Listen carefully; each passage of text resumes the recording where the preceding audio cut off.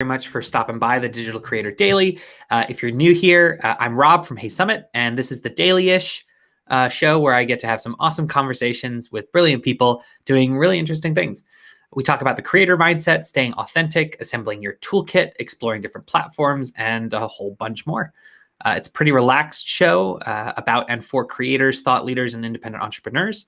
And as ever, a conversation is best when it's shared. So however you're tuning in, feel free to jump in with your thoughts, questions, and perspectives. And of course, thanks very much for spending some time with us. I'm really happy to welcome Linda Sage to the show. Baking a cake with murderers and having afternoon tea with thieves have been a part of a very much non-run-of-the-mill life for Linda. Living and working around the world as a criminal psychologist, a lecturer, author, podcaster, speaker, and broadcaster didn't save her from burnout through the accumulated pressure of work, caring for elderly parents, and a daughter on the autistic spectrum. Linda fortunately came back from the brink with a 6-year battle with burnout, and since 2011, she's been passionately empowering individuals to care for themselves, making sure that everybody knows that self-care is not a luxury. Organizations and individuals hire Linda to increase awareness and understanding of mental health issues, notice the signs, symptoms, effects, and how to implement strategies and coping mechanisms to support the staff and the workplace in general, helping to reduce anxiety, stress, depression, and prevent burnout. Unmasking mental health is really important to breaking the social stigma for that, for all of those areas.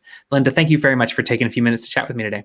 Oh, Rob, thank you so much. Delighted to be with you and your listeners.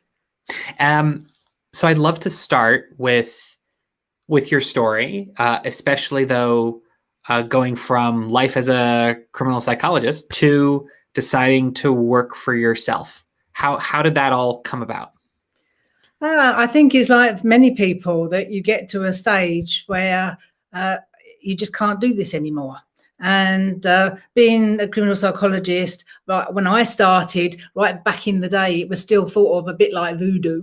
There wasn't that many people that were that respected to it, but I was really lucky because I was brought up in Kent, and I went to the University of Kent, and the Kent Constabulary have always been one of the leading lights in the UK for moving forward. So I actually got involved with them that way. It wasn't planned.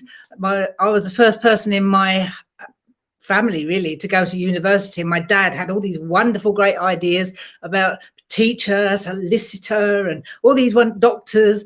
And when I came home and said I'd signed up for psychology, he didn't speak to me for 3 weeks. To him, it was, you do that if you can't do a proper degree. But it's been fabulous. I mean, it has taken me all around the world. I've worked on all of the continents. And I mean, all of the people that we come into contact, we all know about looking after ourselves, but knowing and doing are two different things. And especially people that work within the care or the key role areas, because we are so used to putting other people in front of us that we come last. And very much for me, I was spending all day, every day with all these notorious criminals, taking on board their issues. You can't really talk about it when you go home. So it's like dropping them at the front gate and walking in and saying, "Hi, I'm home, what's for tea?" So it's a bit like compartmentalization. And at the end, the walls cave in and the floodgates open. So battling for my parents, getting support for them, and for my daughter on the autistic spectrum. So it was a hard road. And the last person to see was, of course, me, because we live in denial for so long. And this is the problem. People don't ask for help because they've got this mentality. I'm fine. I'm okay. Oh, it's just a bad day. I'll get on with it. And those add up so quickly. And all of a sudden it becomes this big black monster. And the most bitter pill is the fact burnout never has to happen. We do it to ourselves. And facing that fact is heartbreaking.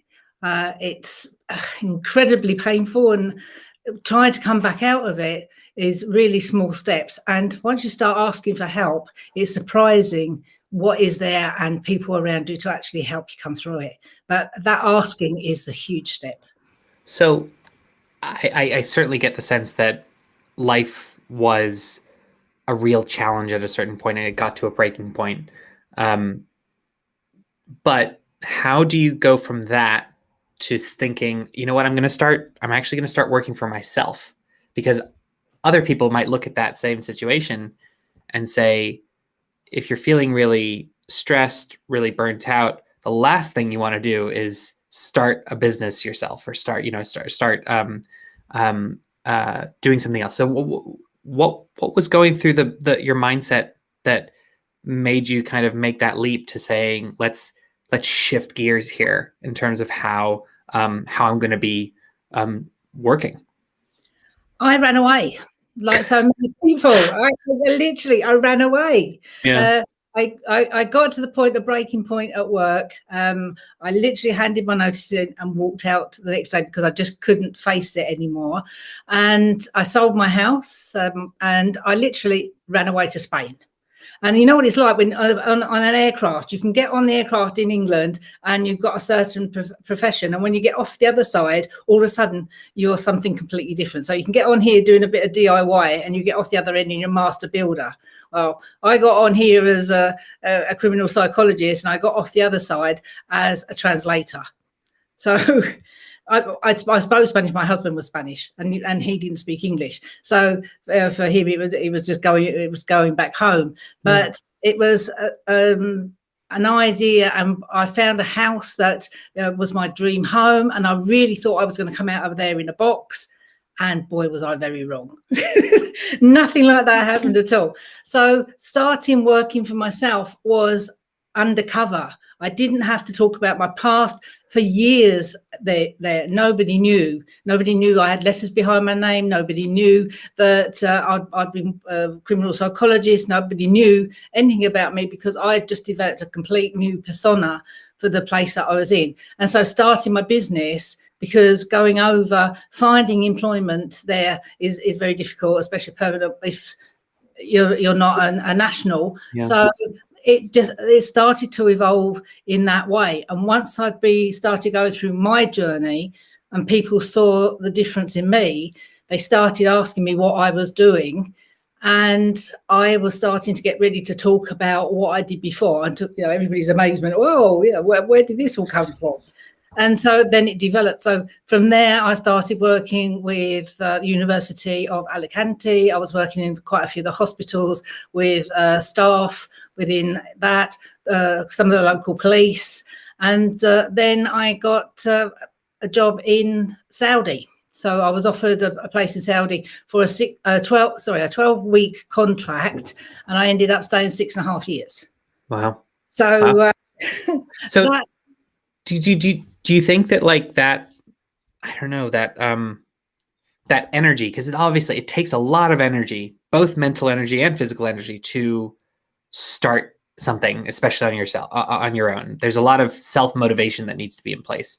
It sounded like there's though a mixture of you like jumping down a specific rabbit hole so that you could create this persona.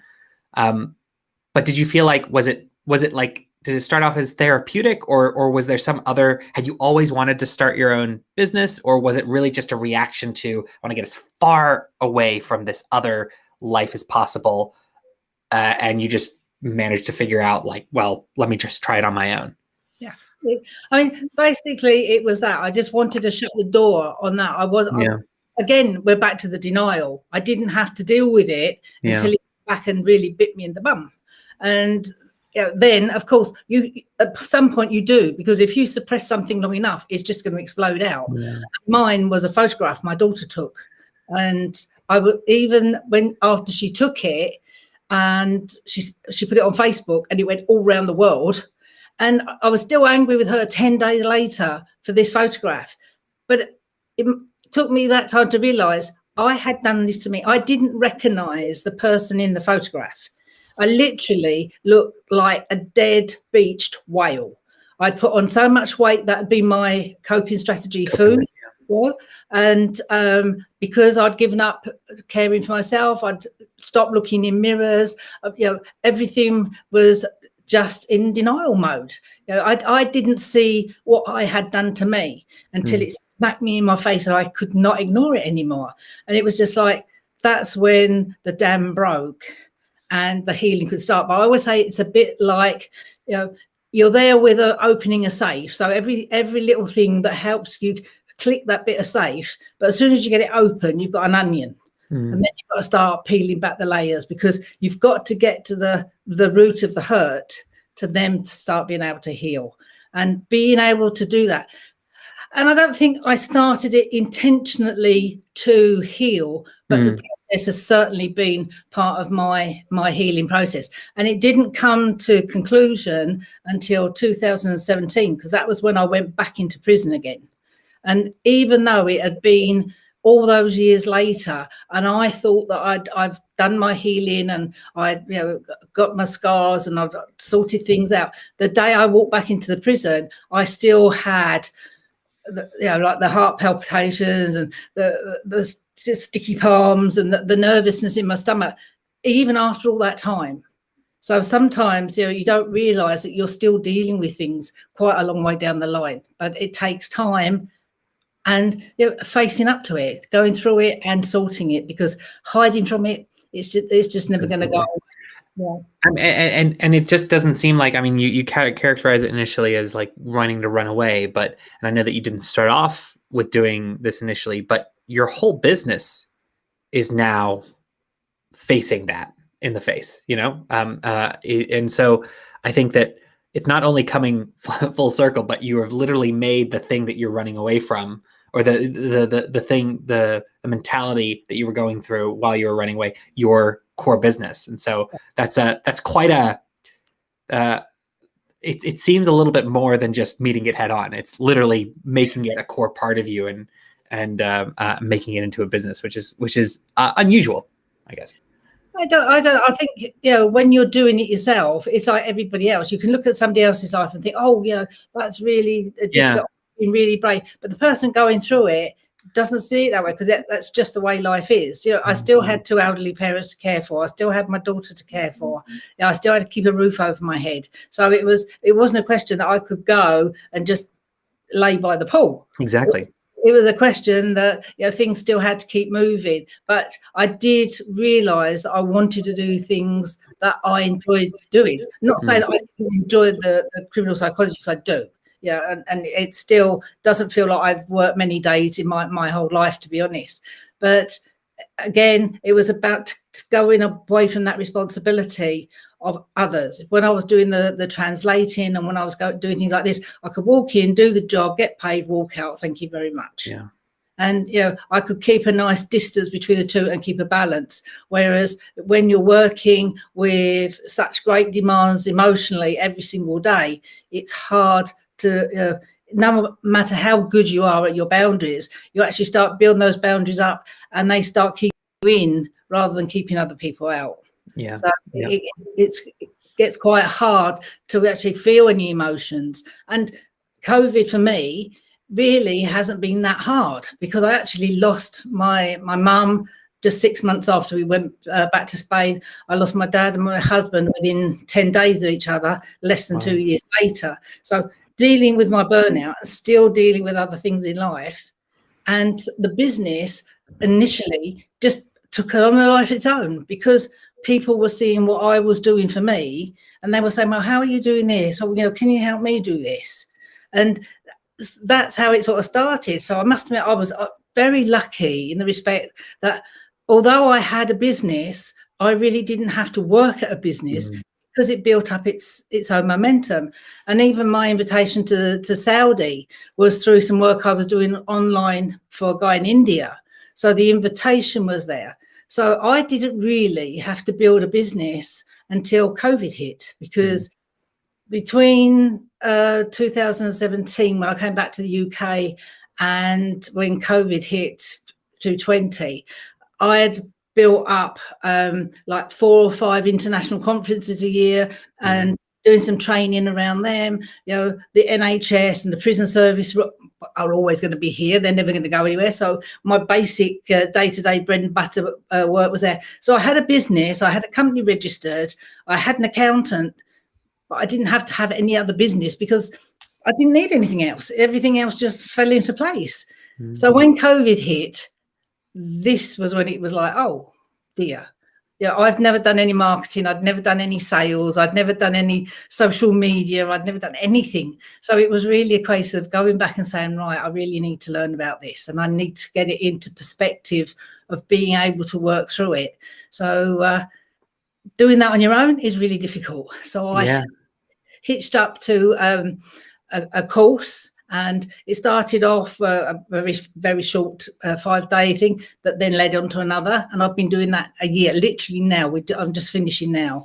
So it's been a way of, you know what you know, but you don't know what you don't know. And until that happens, it's really difficult to deal with it. And there are so many opportunities, and there's so many things. YouTube, Facebook, Twitter, Instagram. We could go a whole mega list here, but everybody tries to be everything to everybody. So I think if I went back a year and really took the knowledge that I've got now, is I would say really, really work at that niche and really find out. Because I started my business saying, okay, I can work with healthcare and key workers, because that's what I was working with.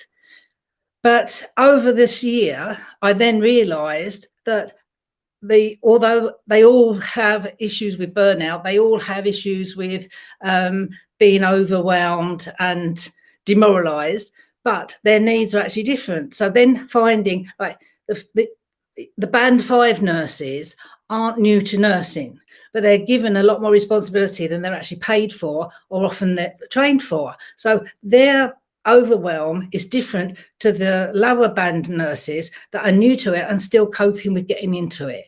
Talking to consultants is totally different. You will never get them to work in a group because they've got to work individually, one-to-one. So going back and really listening to your clients and finding out what their needs are, then really making it that decisive to that point, rather than trying to be emulsion and being something for everybody. And when you're trying to build something for everyone, you end up serving no one. And I think that the temptation, especially if you're on your own, in terms of working for yourself, is, well, if I'm saying yes to one thing, that means I'm saying no to something else. That might be money. That might be an opportunity. That might be something else that I don't know.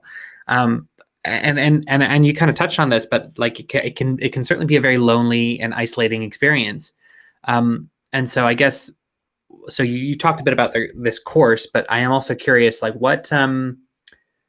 how do you take care of your own mental health now, in terms of maybe thinking of yourself more as an entrepreneur, but how do you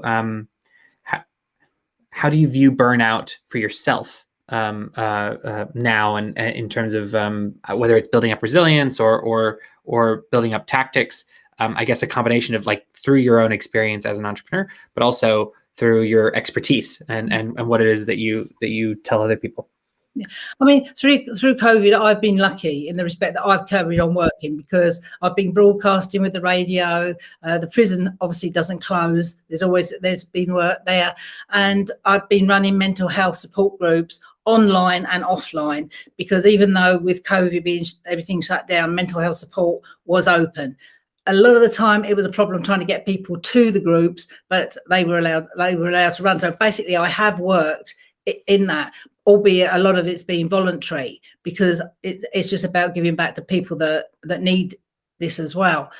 But I certainly have learnt that taking time away, laughter is key. My last 30 minutes of every day is watching something funny, whether it's a stand-up thing on YouTube or finding a comedy show or something like that. But comedy to me is so important, because it releases everything. And if you don't go to bed in a bad mood, then sleep is so important, because if you sleep well, however bad the day is, you can get through it. Whereas if you're tired from not sleeping and restless, having a notebook just by the side of the bed, jot everything down, because one of the things that keeps going through your head is, I must remember this, I can't forget this. But if you write it down, you're not going to forget it. You can pick it up in the morning. So it's like giving yourself permission to do this, and making sure that the things that you are doing in the day, maybe one thing for the company, making sure you've got one thing for your income and one thing for yourself, because taking time out of your business is not taking time out. It's investing in you and your business, because if you go down, your business is going to go down. Yeah, I've never really been much of a walk around my local area, but I have been so fascinated. This is the second time now that I've been around walking the same area and seeing the whole cycle of the trees, coming into bud, being in leaf, going into autumn, everything falling off. Then it starts budding again, and now the leaves are back. And it's just been amazing to see, because normally I wouldn't have taken that much notice of just taking a walk around the area that I live in. So just taking being more mindful. Yeah. Taking time for you is investing in your business. So it's not taking time away, because if you don't take that time and you're working 18 hours a day, 7 days a week, it's going to take the toll. And that's when, especially financial worries, your relationships are going to suffer, and it's a minefield. So putting you as a priority, your asset to your business, because especially at the starting stage, when you don't have a team around you, if you go, your business is gone. So it's an investment, it's not a cost. That's quite right. Absolutely. Well said. So another area I guess I was curious about is, we talked about this before going live, that you started your kind of road into entrepreneurship, obviously, yes, as a reaction, but also after you've already had quite a successful career in a different field. So how did you find that process, or did you experience anything that you think might be a little bit unique or out of the ordinary, just by the fact that you started your own business following a successful career rather than maybe early in your career? I think, when I was brought up, you were taught, go to school, get good grades, go to college, go to university, get that. You've got a job, for life, and you've got security. It doesn't exist anymore, and there is so many more opportunities out there. So, this before, if you started up your own business. And even when I started in Spain, I would go and put little flyers in the local shop and under windscreen wipers, or I'd go around and talk to people, or, I'd talk to the doctors or the police and say about, they can ring me if they want somebody. You never thought, even in the wildest dreams, about having a regional or national, let alone an international business.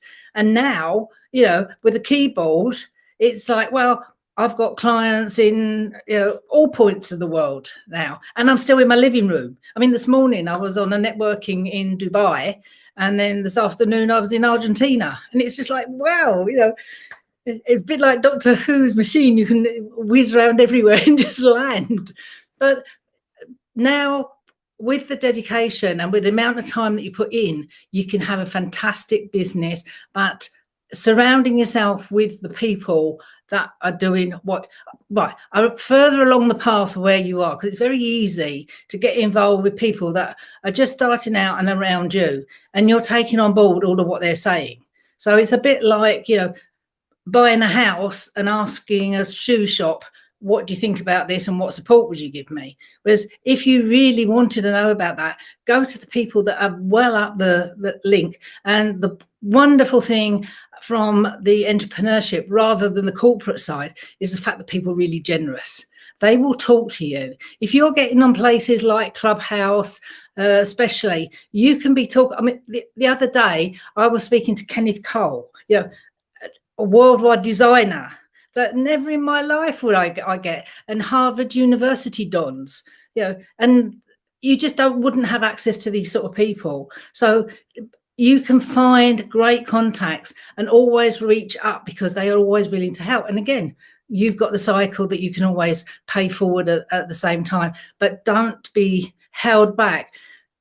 Comparison for me is another one, because it's very easy to think, oh, so-and-so is doing this, and why aren't I getting this result? And so, forget it. Everybody's journey is different. You all find a niche, and you will find something that you're good at. Took me a long time to do videos. I've done radio for years. I was happy dropping into the podcast, but getting into videos, yeah, and tweeting. I could do a 1,000-word article or 5,000-word, fabulous, no problem at all. But get me to do 140 characters for a tweet took me hours. So finding out about the things that work for you and are right for you, and just master those ones. You don't need to be master of all of them when you start out. Yeah, if you know who your niche is and you know what they're looking at, what they listen to, what they read, then that's where you need to be. And that's one of the easiest ways of not getting overwhelmed by everything else that's around you. I think that's so. I mean, I think that's so right. It's obviously much easier said than done, but I think the examples of, don't compare your Don't compare your chapter 1 to someone else's chapter 10, or whatever the kind of phrase is. But also just understanding that when you're working for yourself, loneliness is in some ways a personal choice when it comes to whether or not you want to reach out to people, you want to get advice. Some people maybe feel a little bit stubborn and thinking, no, I'm going to figure this out. I'm not going to ask for anyone's help. I'm going to be a maverick on Twitter, on LinkedIn, on Facebook, and all those kind of things, and I'm going to do it all. And you're just setting yourself up for unnecessary challenge that may or may not work out. But if you're thinking like time versus effort as an investment, as a self-investment, and one that maybe hopefully won't be causing you burnout, breaking that down and being willing to consider yourself as a learner, someone who is always learning, it's a much more healthy but also more successful route to kind of getting where you need to be at the end. So absolutely, completely understand that. I guess the last kind of area that I'm just curious about is what is next for the business? What are you trying to what are you looking to do? You said you mentioned that now you're kind of getting into video, and that's been interesting. Is there some thing out there that you haven't done yet, and you want to maybe put your business through that, building a course or creating a new type of podcast, anything like that you're working on? My new venture is corporate, because I've never worked corporate in my life, because obviously I have NHS and you mean as in for clients? Yeah. So because mental health is still a taboo subject. Yeah. And especially if you're trying to manage a team, it's quite diverse and difficult in itself. But if you don't understand the basics of the hidden disabilities, then you're shooting fish in a barrel. You're making even more work for yourself. So trying to simplify mental health, getting it out there and open, because presenteeism costs the company 4 times as much as absenteeism. So trying to get people understanding. I mean, it can be as simple as changing the way you ask a question, because with the hidden disabilities, people's understanding of language is completely different. So trying to get into the corporate, and again, I've been amazed on some of the ones I've been on to, especially lawyers, accountants, financial people as well. The level of burnout is huge, and especially middle management. And it's just like, there's no need for it. Absolutely. And so I guess what you're saying is try how to best message yourself to a corporate audience, or what kind of formats are going to be working the best for that corporate audience. So are you kind of in the process of trying to experiment with that in terms of seeing what works and what doesn't? Yeah, I've just started some 30-minute lunch and learns online, and got getting some quite good responses to that. I've actually launched a pub quiz for mental health myths and misconceptions. So we can see what people actually know, or what they think they know, or don't really know. And actually, just coming back to the hidden disabilities, this entrepreneurship is fabulous for people, particularly on the autistic spectrum, for Asperger's. My daughter's exactly the same. This is what she's done. And they just fly, because they don't have to have the complications of the interactions of relationships within the workplace. Yeah, they can have the online interaction, they can do it how they want it, and they're far more in control. So a lot of these big top guys that you think about that be mega successful are on the autistic spectrum because they look at things a different way. Yeah, absolutely. No, that's a fantastic point. Yeah, absolutely. Well, thank you so much, Linda, for just taking a few minutes to join me today. If anybody out there would like to learn more about banishing myths and misconceptions about mental health and hidden disabilities, and connect with Linda, you can find her on Twitter and Instagram, YouTube, LinkedIn, Facebook. By searching for Linda Sage, or by visiting Lindasage, LINDASAGE.com. Thanks again, Linda. Rob, thank you so much. I really enjoyed it. Thank you. Thanks. See ya.